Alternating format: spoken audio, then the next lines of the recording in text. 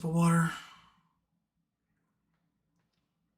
I think it's going live. There it is. Boom. All right. Hello, everybody. Welcome. A lot of news going on today.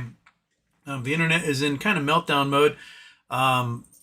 As you are probably well aware, political commentator Charlie Kirk was assassinated today at Utah Valley College in Orem, Utah, while doing one of his famous campus "I will debate college students" thing. The shooter has not been caught. There's video footage of the shooter running on the roof after the shooting. Another video came out of someone seeing the person laying prone on the roof right before the shooting. Kirk likely died almost instantaneously. Looks like it went through the artery, possibly out the back of the neck, and that was probably it. A lot of folks are trying to guilt people into feeling bad about this, that, oh, poor Charlie Kirk. I seriously cannot muster anything inside of me to feel bad for Charlie Kirk. He was a white nationalist, a Christian nationalist. He spent his days basically trying to force the subjugation of women and minorities, the LGBT. His last words before he died was blaming trans kids for school shootings and black people for violence in general. It happened. I mean, I wish we didn't live in a society where political violence was a thing, but it is. And, Charlie Kirk, he said that victims of gun violence was the unfortunate price to pay for having the liberty of the Second Amendment. The empathy didn't actually exist, that it was an invention by a bunch of new age hippies. That 9-year-old children should be forced to carry their rapist babies to term. That teenagers should be forced into marriage and to have babies as soon as possible. He just was a bad person.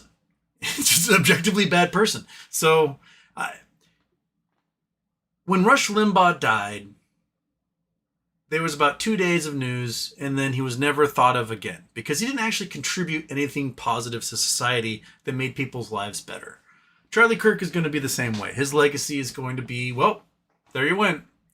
And in a few days, he'll never be spoken of again unless it's somebody posting, like they do with Limbaugh, a picture of them pissing on his grave. That's basically it.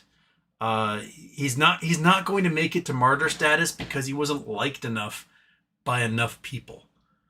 If you're going to be a martyr, you're somebody whose lasting legacy is that of something positive on society, and he just didn't have anything positive to give to society.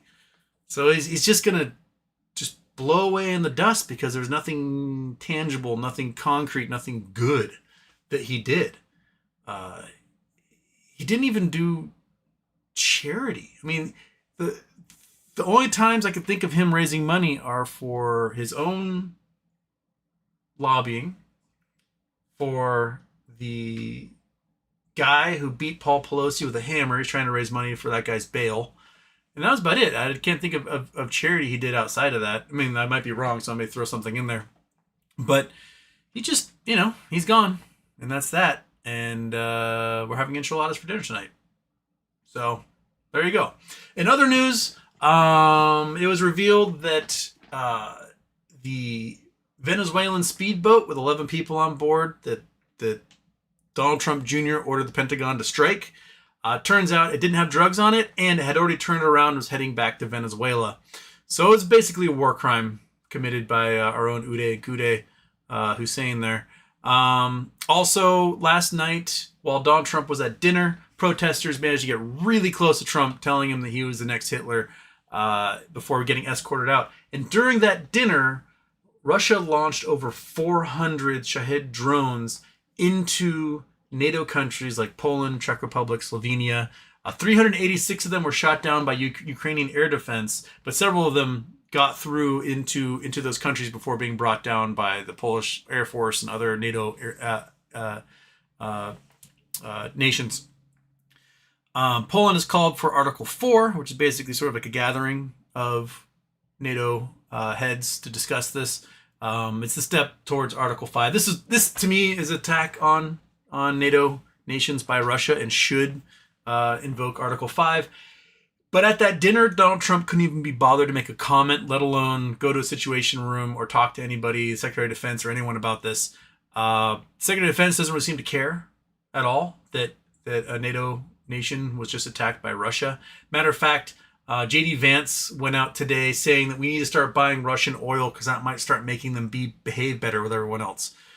So they're going to definitely placate in this instance, and NATO might be essentially dead as a result of this. We are in some really bad times.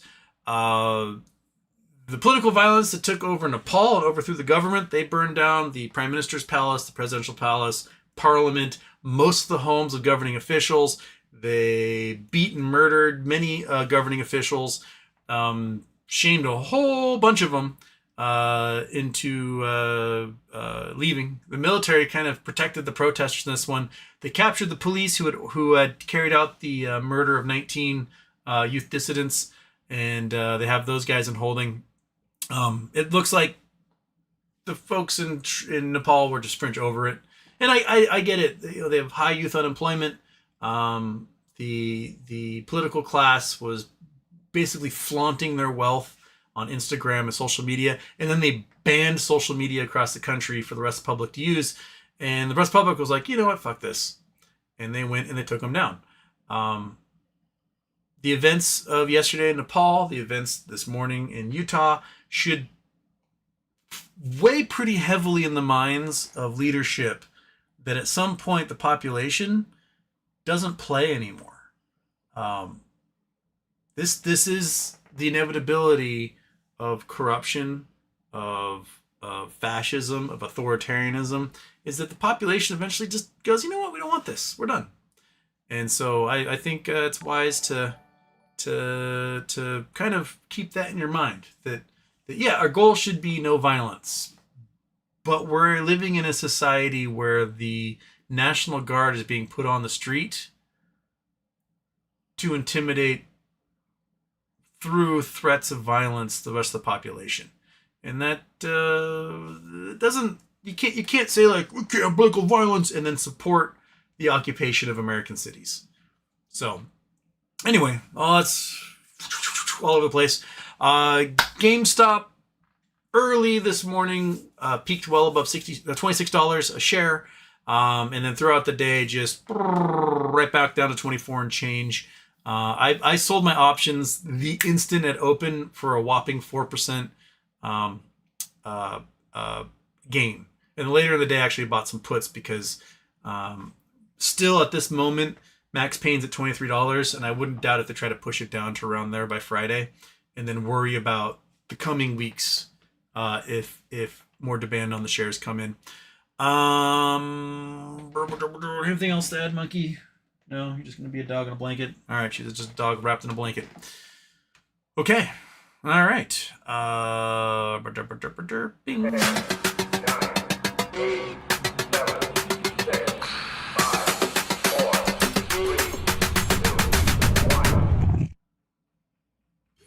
Houston, we have a problem.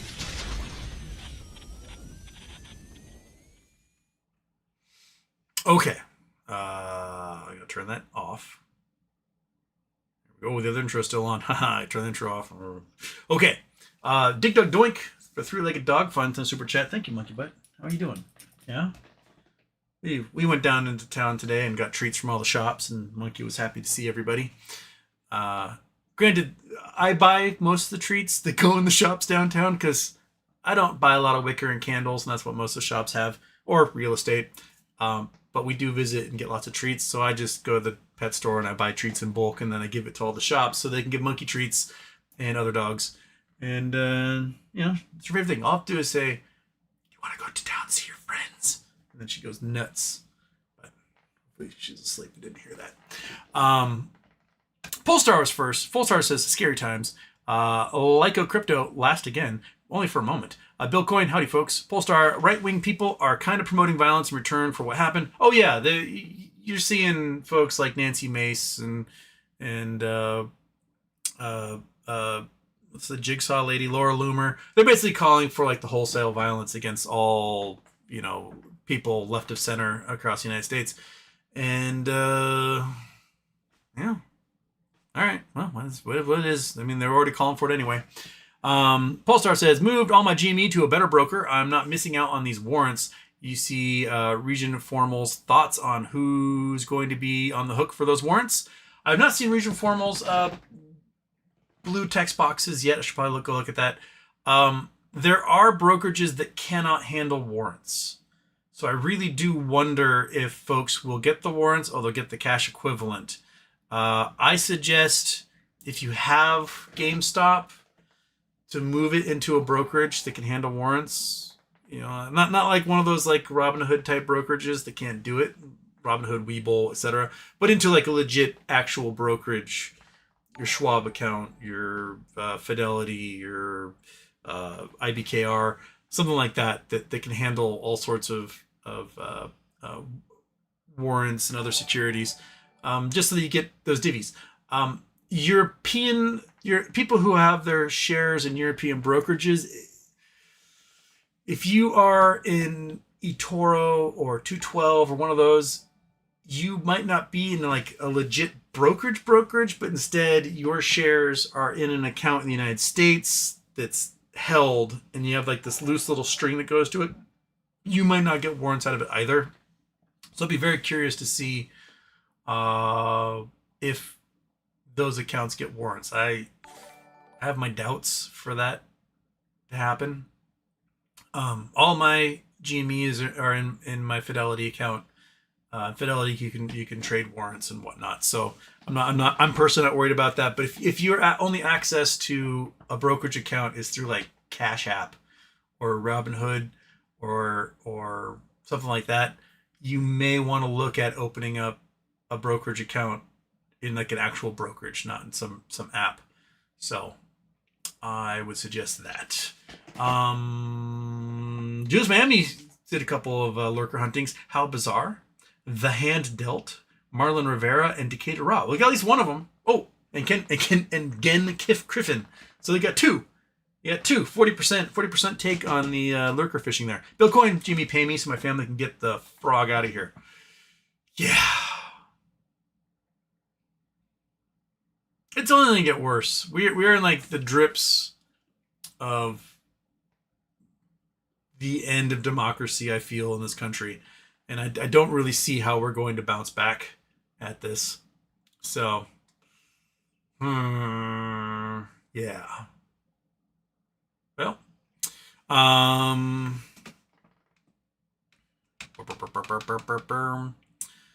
Wolf was fourth. Polestar gets another thing to push out Epstein files. Yeah, the more and more is coming out as people look further and further into that birthday book, and it seems readily apparent that a lot, if not all, of his friends were fully aware of his pedophilia. There's even a section called Children where there are suggestive pictures that children supposedly sent to him in there. It's all gross. It's all really gross. And there's definite connection between Donald Trump and Mar-a-Lago in that there's the drawing of Epstein giving little girls candy and balloons, and then 20 years later, Epstein getting massages from little girls at Mar-a-Lago. So they all knew. They all knew. I just want the names of all those folks out there so that, if they do have a sense of shame, we can shame them. If they don't have a sense of shame, then we can at least just berate them until they go away and crawl under a rock.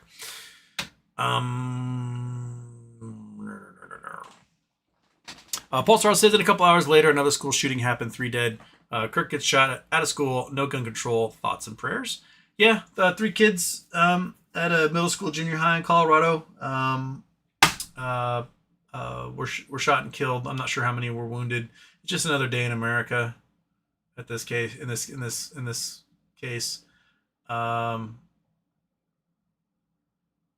that's that's what the school year is. We get a couple of those a week, and we value these guns and unfettered access to them more so than we do the lives of anybody affected by them. And that's our reality. That's how we live, man. So the rest of the world looks at us and they're just like, why do you do this to yourselves? And 70% of us in the country go, why do we do this to ourselves? But for some reason, our lobby isn't powerful enough to do anything about that. So that's the world we're in. We get to do stupid drills during school and, you know, lose people. I mean, statistically, almost every single person in this chat who's from the US is connected somehow to a victim of a school shooting. Statistically. Or a mass shooting in general. So, yeah. I'm connected to at least 3 that I know of. There's a girl I commuted with who worked at the University of Washington, and her ex-boyfriend, who she had a restraining order against, came into her office at UW and killed her. I had a neighbor who was a victim at the country music festival shooting in Vegas, and then my little sister's best friend was killed at Parkland. He was Scott Beal. He was the geography teacher who died in the doorway of his classroom protecting his kids from the shooter. And it's like the number of people I know personally who've been shot and killed is insane. It shouldn't be that way.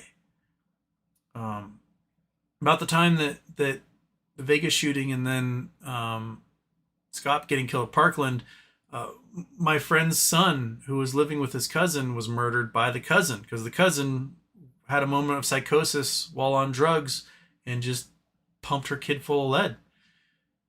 We just let these people walk around.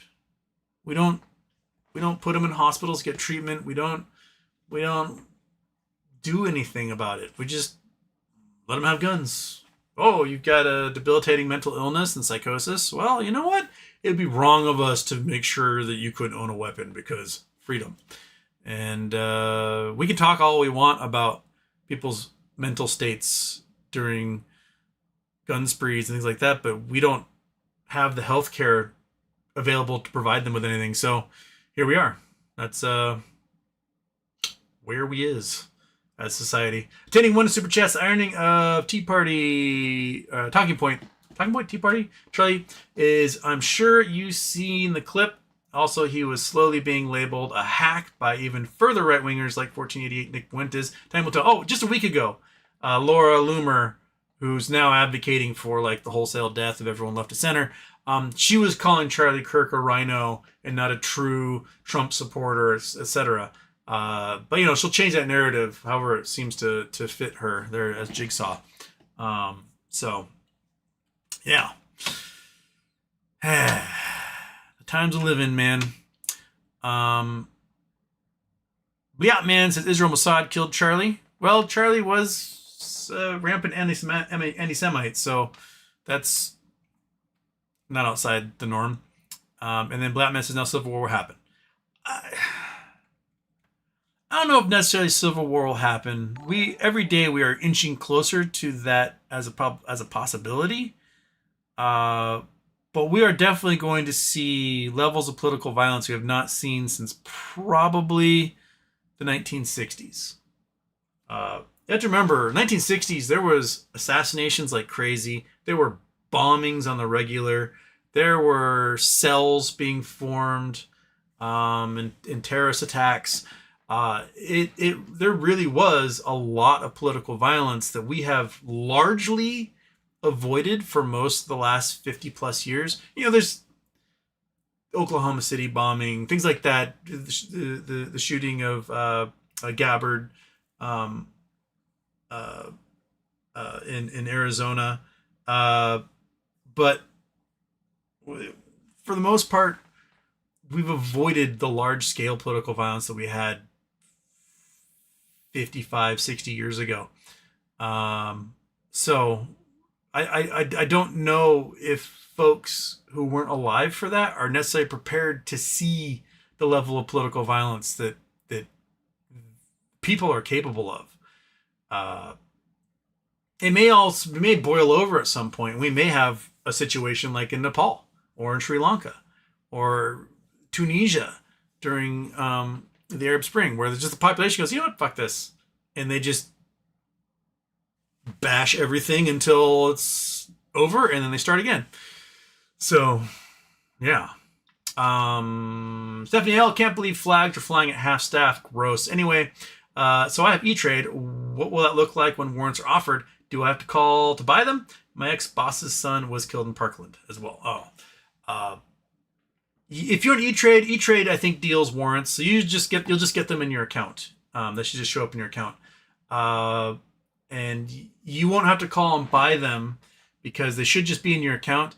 If the stock price gets above $32, you'll have the opportunity to execute those warrants at $32. So if the stock price is at $40, you'll be able to get those shares for $32, which means the cash value of those shares will probably be around $8 because it's $40 is $8 more than 32. So treat warrants sort of like single share contracts, options contracts. That's how they are. So yeah, sorry, I think my eyelash falling into my eye here. Come on, I just wish I just stopped shitting eyelashes. Wouldn't that be great? Just make them permanent. Taking one of Super Chats. New York Yankees had a moment of silence for Charlie. Send that stadium into the sun. Tomorrow is 9/11, and tomorrow Donald Trump will be at Yankee Stadium. I expect boos. He's not very popular in New York, so I guess they gotta hope that a whole bunch of people from Long Island are at the game. But I expect jeering and boos on 9/11. There'll be a moment of silence people will have for that anniversary. But on a political note, I mean, remember Donald Trump was the one claiming that he saw thousands of people cheering the destruction of the towers. He did not, and then bragged about having the tallest building in Lower Manhattan after those went down. Those were his concerns when it came to 9/11. So, he's just going to go through the motions while he's there. And there's Polestar. Trump's going to be at Yankee Stadium tomorrow. Will he be booed? Yes. Will this be Trump's 9/11? Go hardcore even more now on crackdowns and use Kirk as a martyr. They're going to try to use Kirk as a martyr, but no one actually cares enough about Kirk for him to actually become a martyr. At best, some of the worst people are like deeply affected by this. Everyone else is either has no idea who he is or hated his guts. I think if you were to poll folks as to what your opinion of Charlie Kirk was, it would be about 50% don't know who he is, about 40% fucking hate that guy, and 10% I love him. So they'll try to turn him into a martyr if they can, by like lowering the flags, which is not something they didn't even lower the flags for the assassinated members of the Minnesota legislature. They'll try, but seriously, what I wrote, Harambe's death will have a longer lasting impact on society than Charlie Kirk's. He's just going to be quickly forgotten about in a few days, and he'll be a trivia note at that.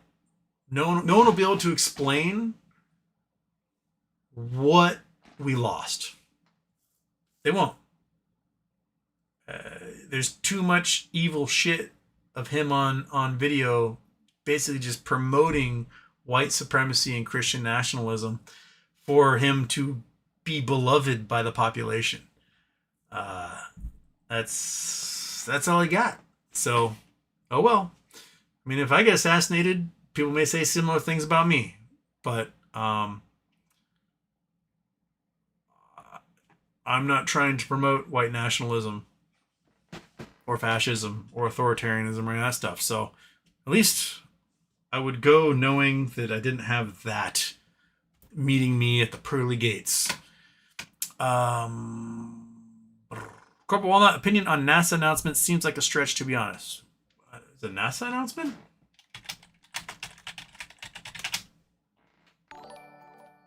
Oh, finding a potential life on Mars.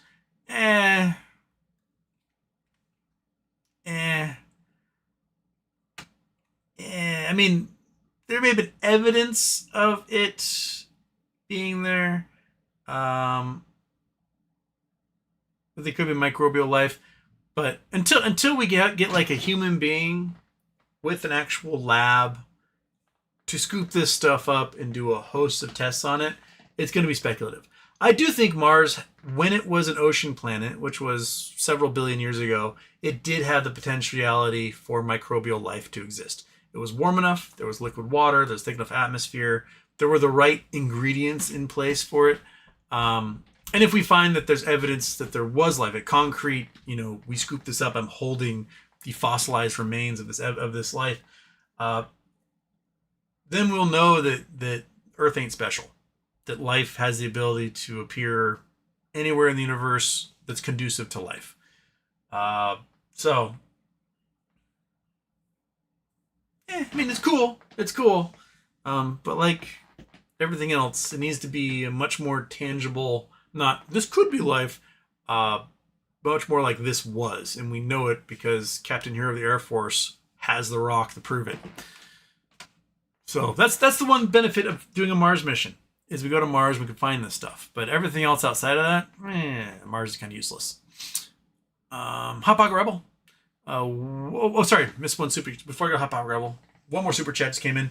Telling oneness Long Islanders go to the city, lol, but they will get crimed against by the woke DEI trans athletes who will get those poor Long Islanders on the way home. They're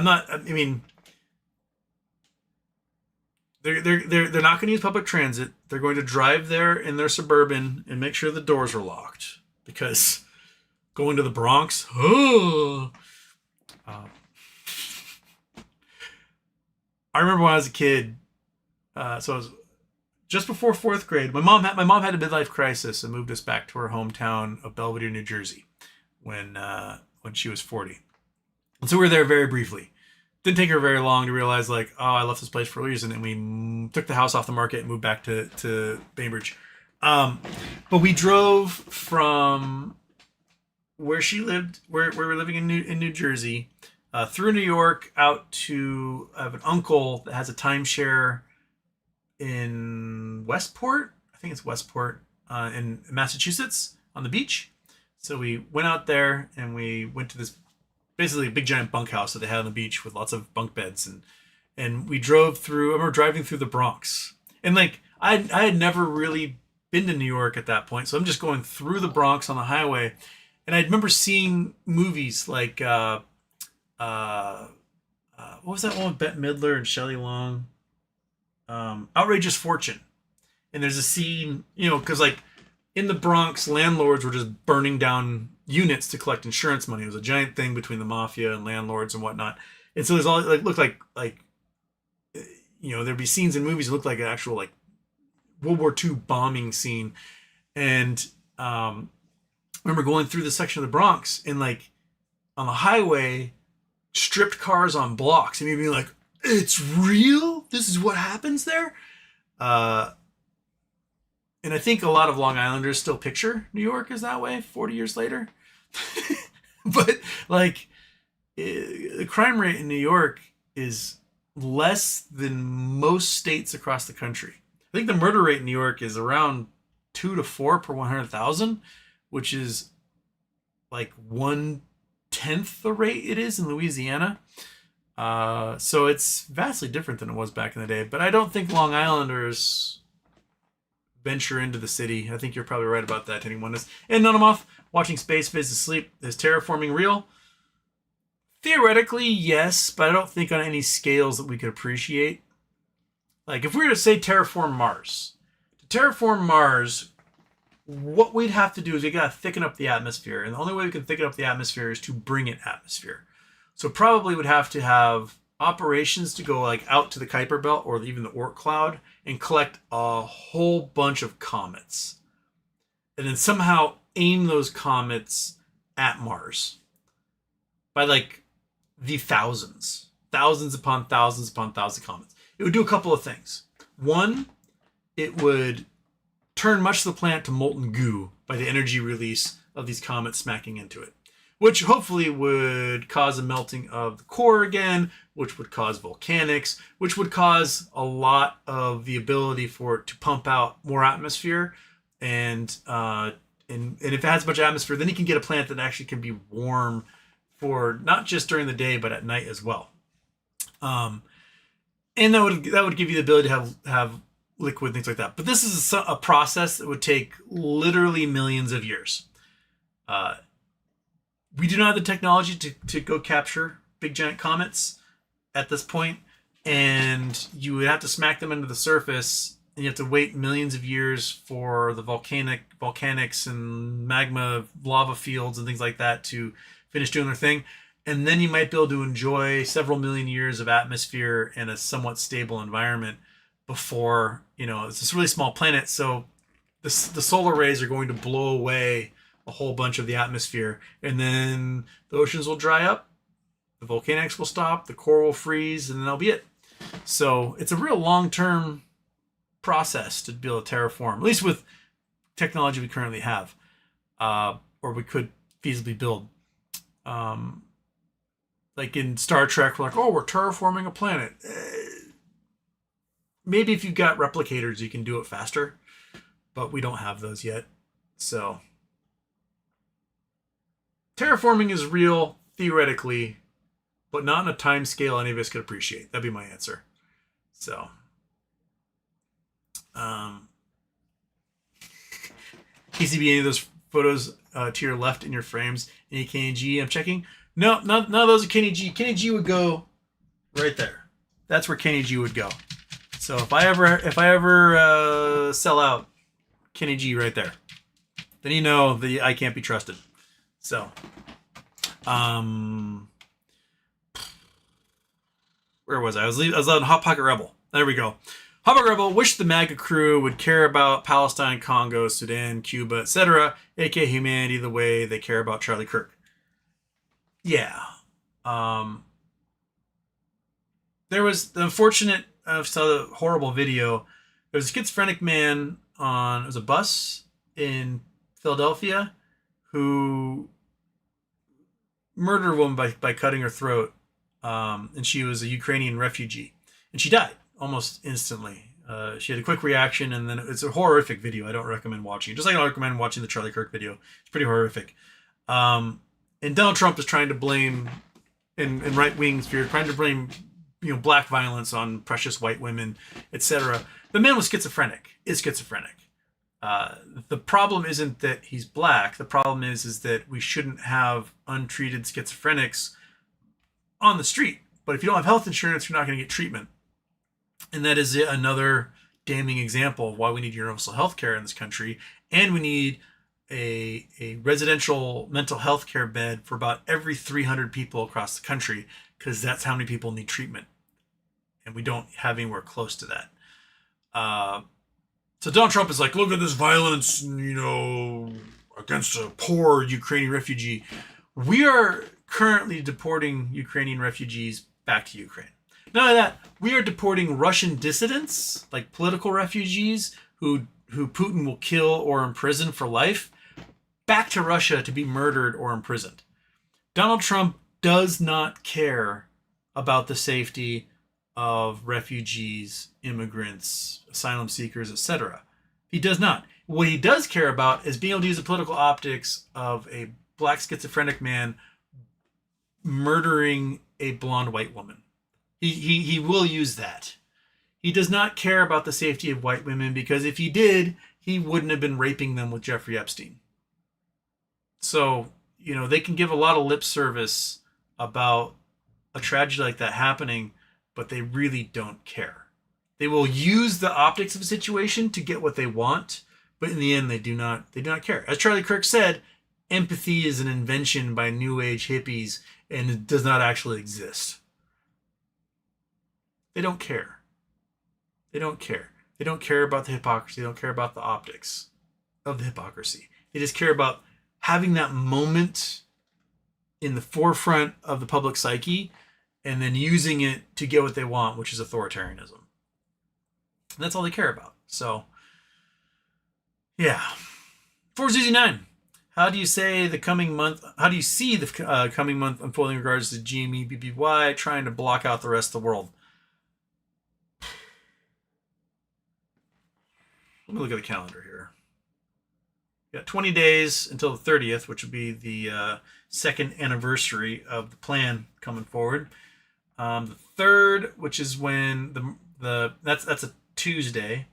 The 3rd of October is a Friday. That's the date of record for the warrants on GameStop. I don't know what's going to happen BBB wise. I think the 16th is the hearing for the Ryan Cohen case with DK Butterfly. My guess is that the judge is going to throw out all the demands for discovery that the estate made, and then the estate's just going to have to either drop it or settle. That's on the 16th. That's next Tuesday. My guess is we will see a drop in GME price through Friday. Next week, it may be kind of flat, but as we get close to the 3rd, I suspect we'll see the price of GameStop start to steadily rise and the max paying for options contracts rise with it.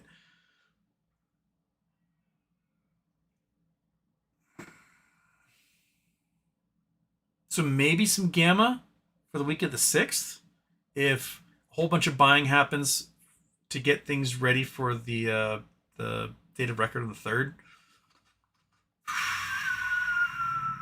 But who knows? If things come out of the blue and we can get smacked around by it and go, oh my gosh, that's amazing. But until then, my hype factor is currently tempered quite a bit at the moment. So I'm not too I don't know. I'm like hyped out, as it were. KCB's throwing a green chat in here. Pick one thing in your room and tell a story.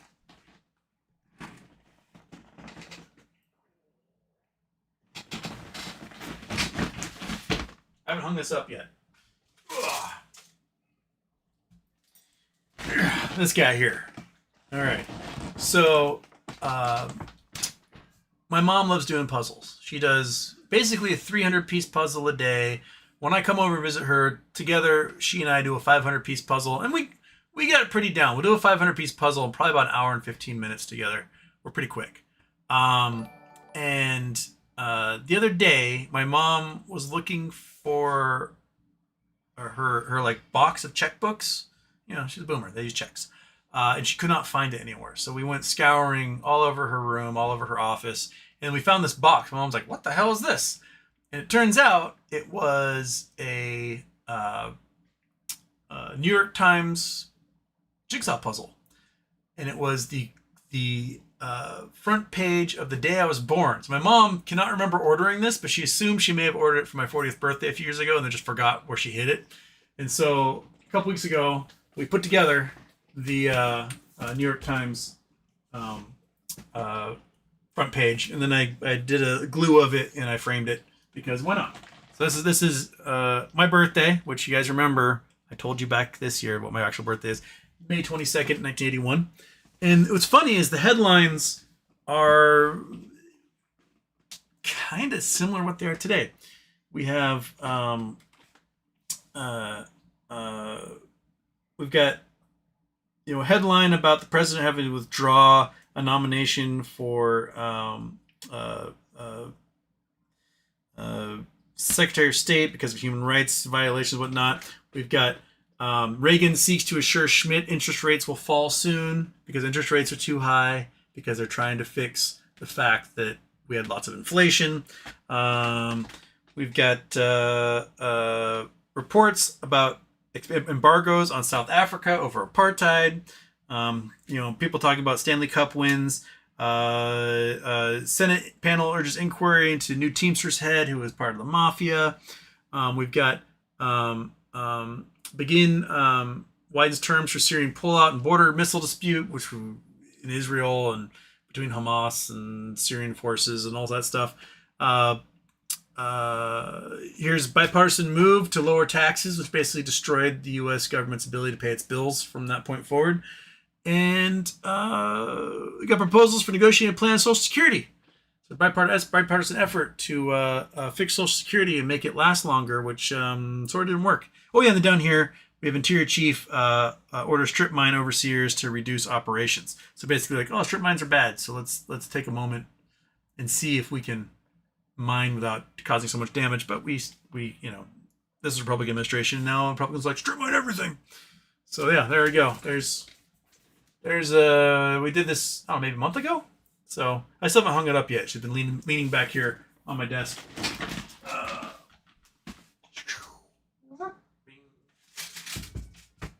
I'll get it hung up. I just have to go to the hardware store and get more hanging nails, because apparently I don't know what the hell I did with them when I moved, and I have none left. So gotta get more. Teddy Oneness super chats. Luigi Mangione allegedly really inspired folks. Yeah, I mean, it's not like they're gonna make that former head of United Health a martyr. They tried, and no one cared. They just did not care enough to do that.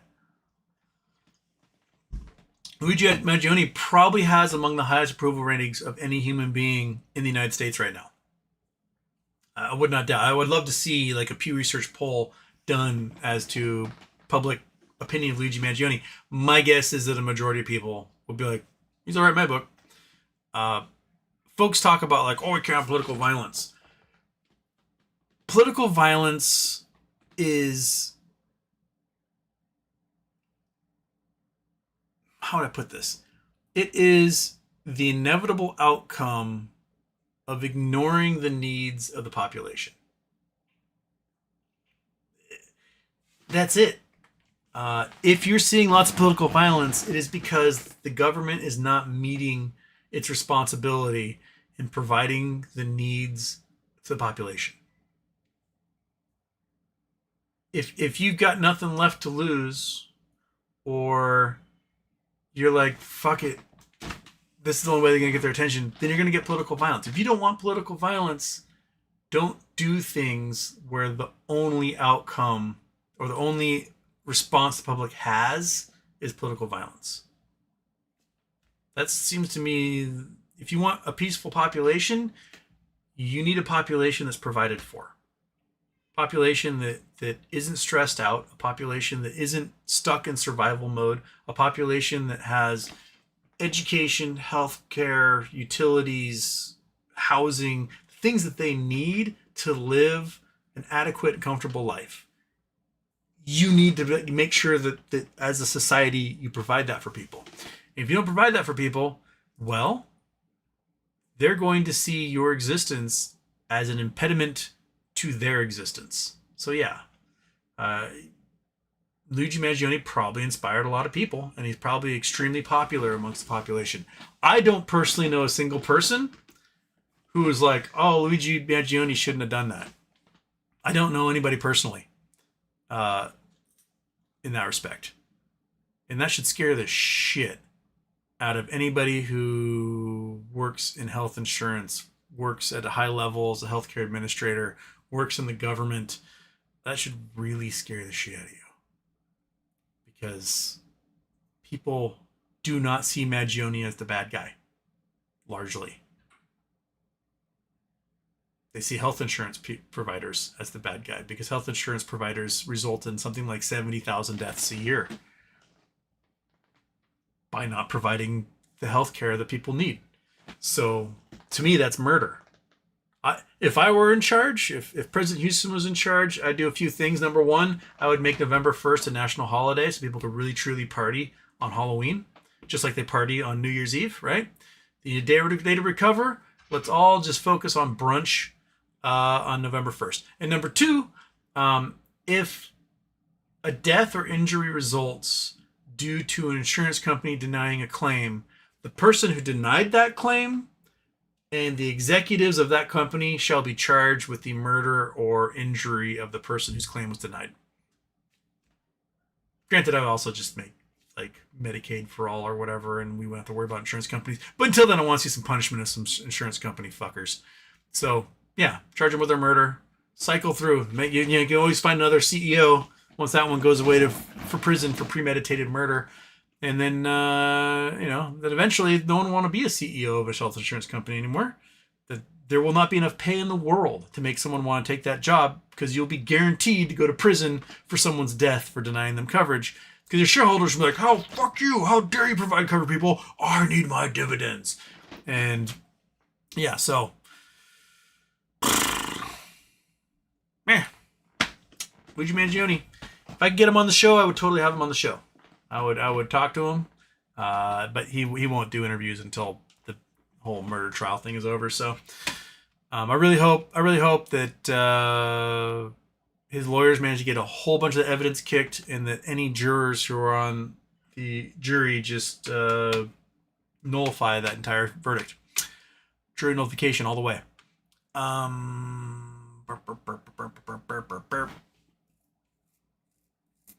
Polestar, if RC wants BBBY to have the most impact, get us money so we can buy more GME shares for warrants. Yep. Now, a lot of us don't have the $32 per warrant to be able to buy a share when the price gets that high. So we'll be stuck selling those warrants, a lot of us, to make enough cash to buy some more shares or whatever. And the people who are going to be buying those warrants are going to be the short hedge funds. So, Chris Taylor, Houston, what are the mechanics behind GME's warrant to be distribution? How will they know who gets what? Could we another catastrophe like the 4-for-1 distribution?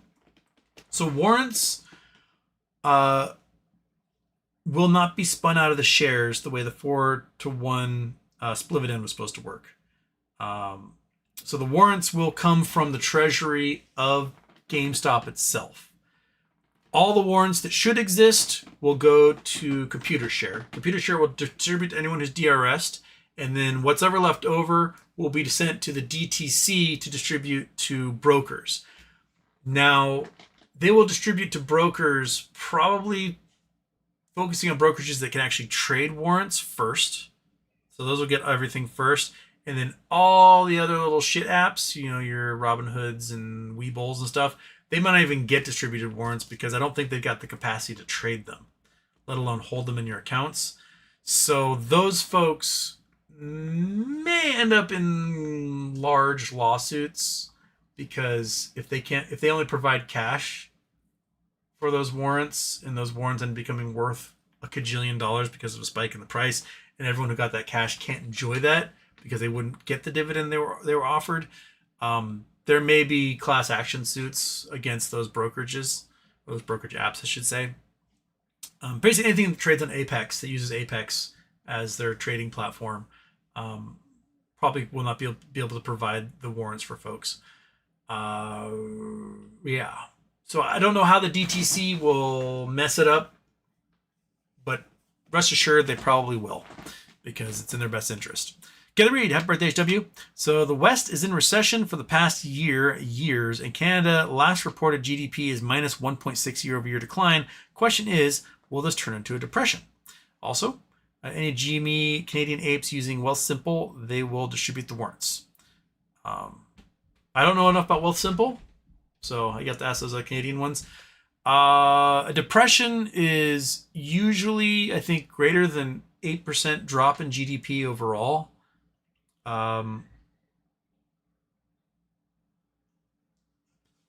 It's a big drop.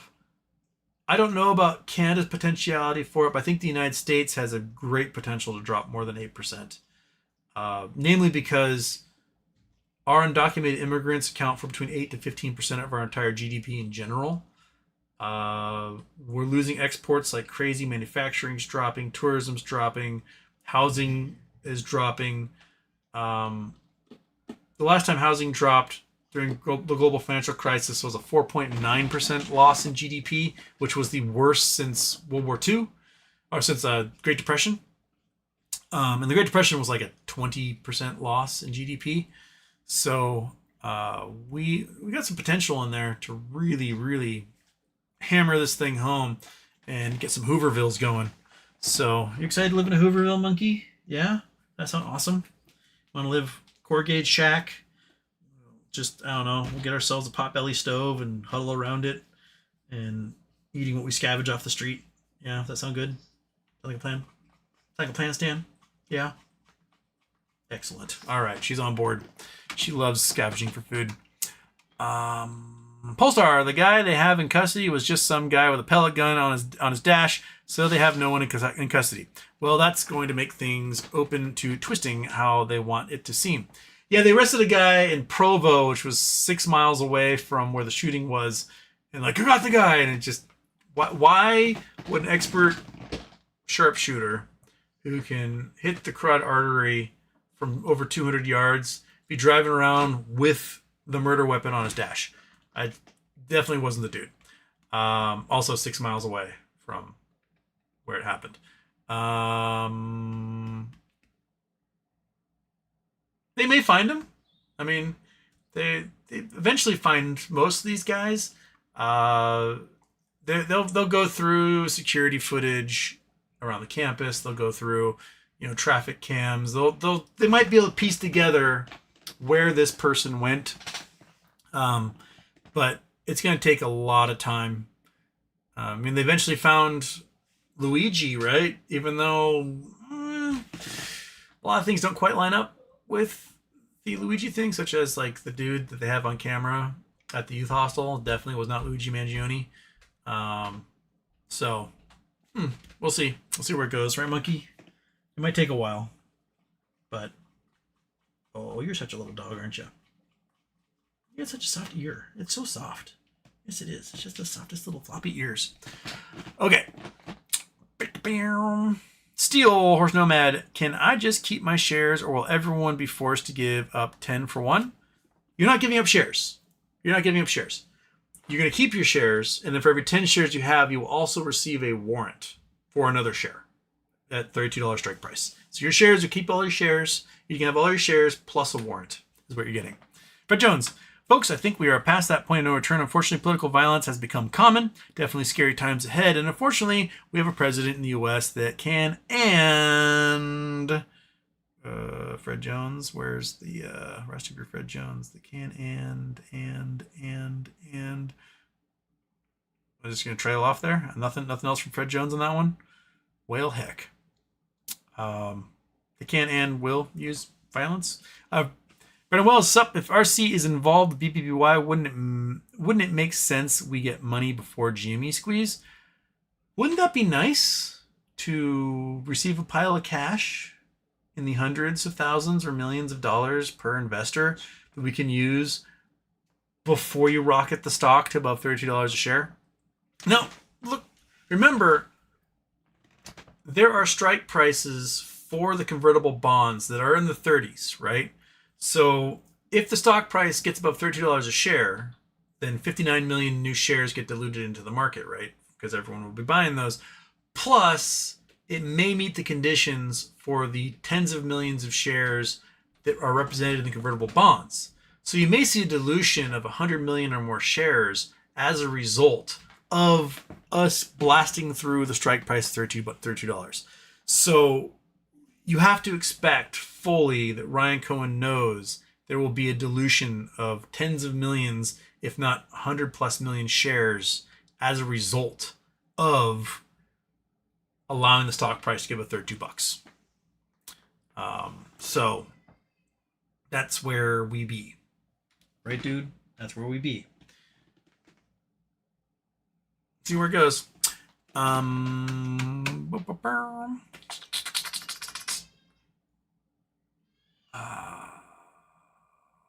Daniel Tucson, happy birthday. Are you getting GME calls for October 3rd?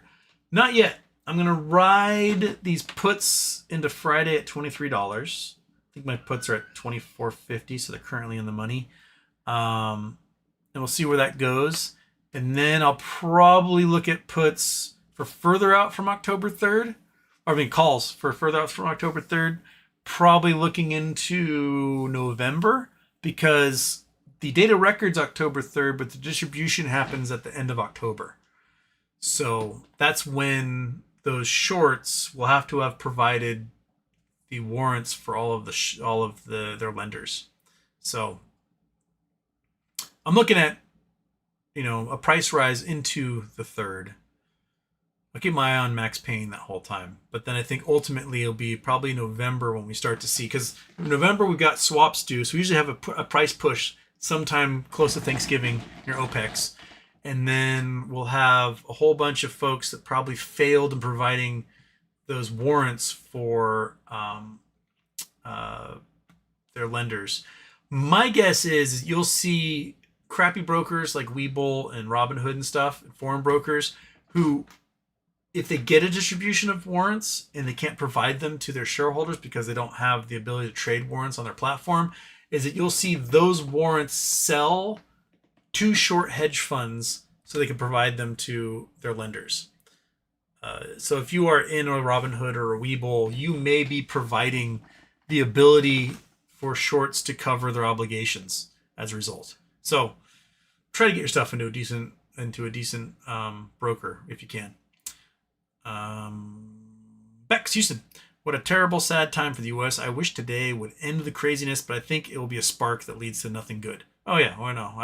I'm already fully resolved.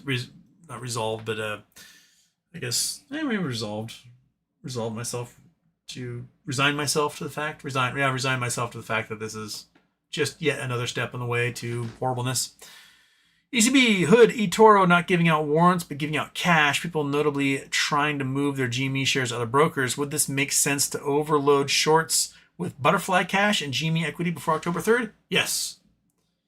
We should all get lots of money from Butterfly before October 3rd, because that would be the best thing. It would be in the interest of everyone involved. So if you are the individuals responsible for the dip in Philo and have control of the estate for DK Butterfly, do your merger acquisition already. Just do it. Just do it. Distribute shares and cash to everyone, and let's call her a day.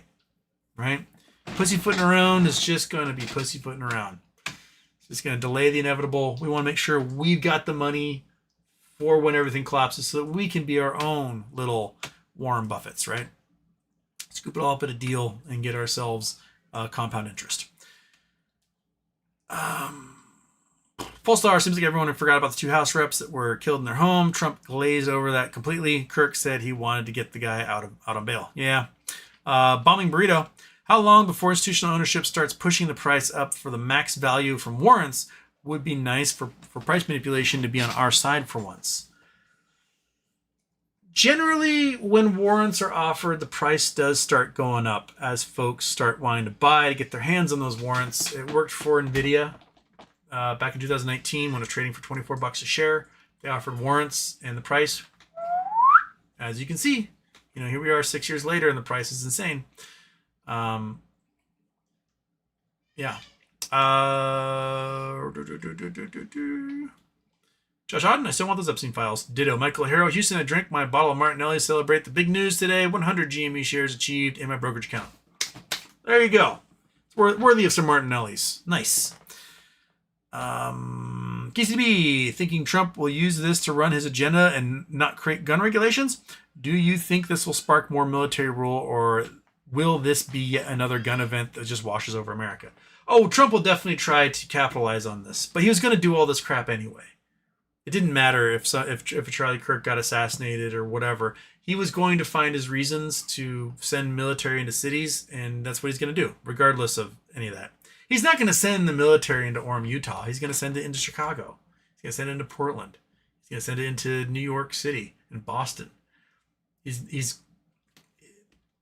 Orem, Utah is not going to be it. They're not going to have National Guard on the streets there because they're a red state, a red city, and a red state, and that's just what's happening. Right, buddy? Right, dog? Look at your rubby little nose. Look at you. You're such sweetums. Yes, you are. Oops. Sorry, my hand is bumping the thing there. I'm going to do a couple more, and I haven't gotten to the start of the show yet today. That was, So apologies. Wait, did I miss all the super chats? I got all the super chats. Make sure I got them. Got that one, got that one. Got that one, got that one. Oh, no, I missed one from Julius. Apologies. Ben Shapiro just canceled every event on his calendar. I would. I preach a bunch of hate and am pro-guns, and now I just watched one of my buddies just get murked in front of the entire world. Yeah, Ben Shapiro, definitely. He's one of those right wingers who pisses off right wingers, just like Charlie Kirk was a right winger who pissed off right wingers. These folks have a purity test among them, and if you stray from that, you were seen as the enemy, which is why these assassination attempts, like the kid who shot at Trump in Butler, Pennsylvania, who was not as good a shooter as this guy, was a right wing Trumper. There was something Trump did that he was like, "You are impure," and it drove him to make that shot. My personal belief is that he was a super Trumper who thought Trump would get all the pedophiles, and then he found out that Trump was deeply involved with Jeffrey Epstein and saw that as a betrayal of his trust. And then my guess that was what probably fomented that, but we'll never know because no one will do an investigation into this kid. Perhaps it's a leftist shooter hitting Charlie Kirk. Perhaps it's a rightist shooter who sees Charlie Kirk as the enemy now because an ultra-right person like Nick Fuentes sees Charlie Kirk as not white nationalist enough, despite the fact that Charlie Kirk was a white nationalist. So, we'll see if that person ever gets caught. Who knows? I got Stephanie's. I got that Tanning Oneness. I got that Bill Coin. I got that one. Okay. I think I got all the super chats. So we got those. Now we can go scroll down and I can find somebody in here. Let's try to get to somewhere in here. The hand dealt. I'm definitely not performing any emotional nonsense for Kirk. I only feel relieved I won't have to hear from him anymore. It's kind of what a lot of people are saying in that respect. So,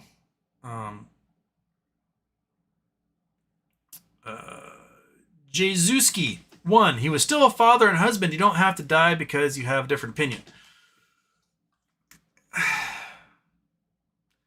I mean, saying somebody was a father and husband, okay. I mean, they said the same thing about the dude from United Healthcare, and turns out he was a shitty husband who was estranged from his wife and kids.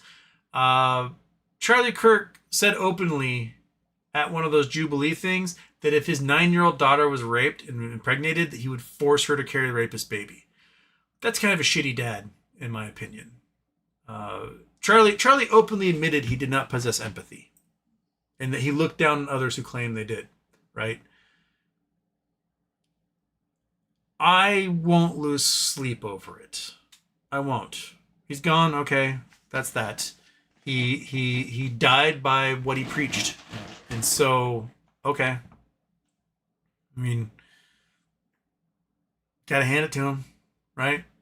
He advocated for such political violence. He advocated for all the crazy people to have access to guns, and that people who get killed by gun violence just a small price to pay for letting us have those guns. And it's kind of poetic that his last words were racist and transphobic. So, oh well, you know, it happens. I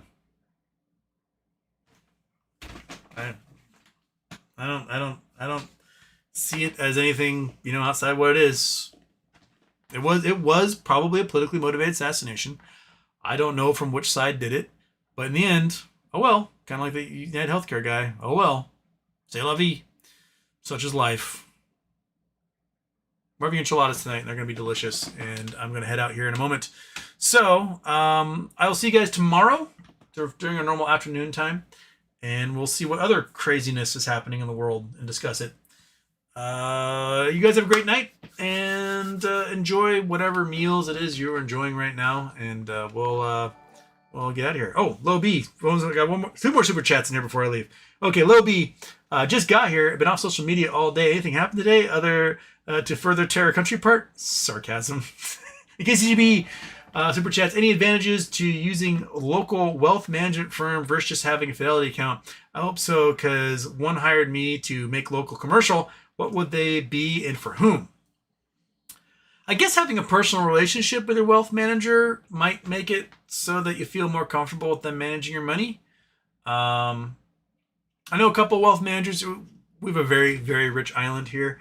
There's a couple of wealth managers that are very highly regarded and spoken of, and they get a lot of business because the rich people are like, hey, they manage my money really well, so if you need your money managed, talk to Troy or whatever. There's another wealth manager guy I know. He apparently did a good job, but I, on a personal level, wouldn't have trusted him. He sold his wealth management business to one of the big brokerages, or big players like Edward Jones or something, for millions. And then he went on such a bender on cocaine that even the local cocaine dealer was like, buddy, I have to cut you off because you're going to kill yourself. So there's that. So, I mean, if they get a reputation in the local community, then they're going to get the word of mouth business of the local rich people. And it's something less faceless than Schwab or Fidelity or Edward Jones or one of those guys.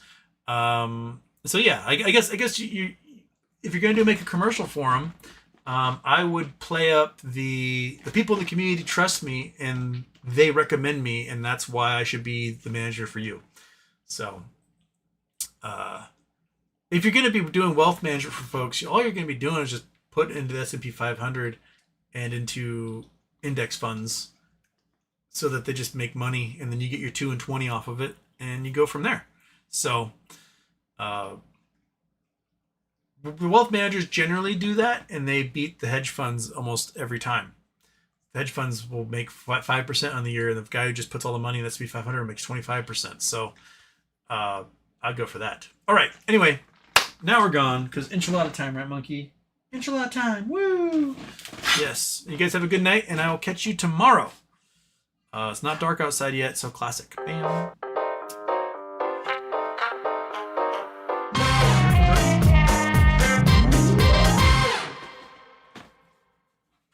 Okay. Yeah, you're Herk a Birkin dog. Have a good one. Bye-bye. Later.